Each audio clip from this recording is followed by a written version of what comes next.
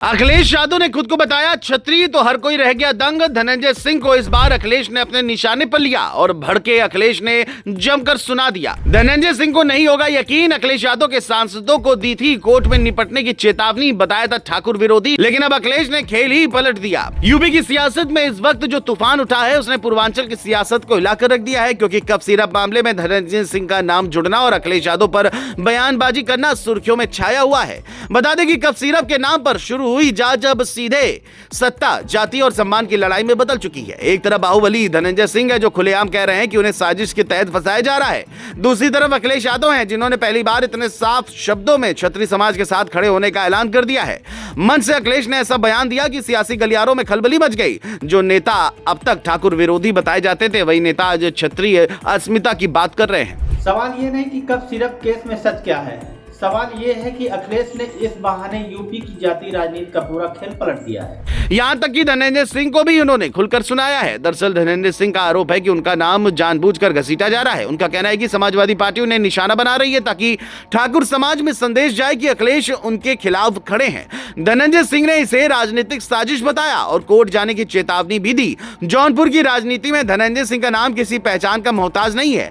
College राजनीति से लेकर सत्ता के गलियारों तक उनका सफर विवादों में भरा रहा। यही वजह है कि जब कप सिरप तस्करी का मामला सामने आया तो हर नजर सीधे उन्हीं पर गई। इस पूरे विवाद की चिंगारी तब भड़की जब अखिलेश यादव ने जौनपुर में कोडिन भैया का जिक्र किया।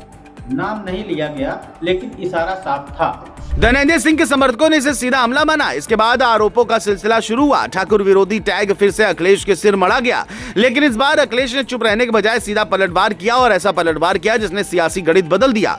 लखनऊ में पार्टी कार्यालय में हुई प्रेस कॉन्फ्रेंस में अखिलेश यादव ने जब कहा कि क्या हम क्षत्रिय नहीं है तो सियासत में खलबली मच गई। उनका सवाल सिर्फ एक जाति तक सीमित नहीं था बल्कि सीधे उस सोच पर हमला था जो उन्हें एक वर्ग विशेष का नेता बताती है। अखिलेश ने सेना में यादव समाज के योगदान की बात की, आई रेजिमेंट की मांग का जिक्र किया। उन्होंने साफ संकेत दिया कि क्षत्रिय होने का प्रमाण कोई एक जाति तय नहीं करती बल्कि सेवा और बलिदान तय करता है। जानकारों का मानना है कि ये बयान सिर्फ जवाब नहीं था बल्कि आने वाले चुनाव की रणनीति का टेलर था। हालांकि इस मामले में समाजवादी पार्टी खुद काफी एक्टिव है और विधानसभा के सत्र शुरू होते ही सभा के विधायकों ने जमकर उठाया है। अब एक और जहां विधानसभा चुनाव करीब है और अखिलेश हर मंच में बचे हुए दिनों की गिनती कर रहे हैं, उनका फोकस अब सिर्फ कोर वोट बैंक पर नहीं है। राजनीतिक पंडित भी मानते हैं कि अखिलेश का संदेश साफ है कि अच्छे अगड़ों को साथ लाना है। उन्होंने याद दिलाया कि सपा सरकार में सबसे ज्यादा क्षत्रिय मंत्री बने थे। अब फिर वही भरोसा दोहराया गया है। टिकट वितरण से लेकर सत्ता साझेदारी तक का इशारा साफ दिख रहा है।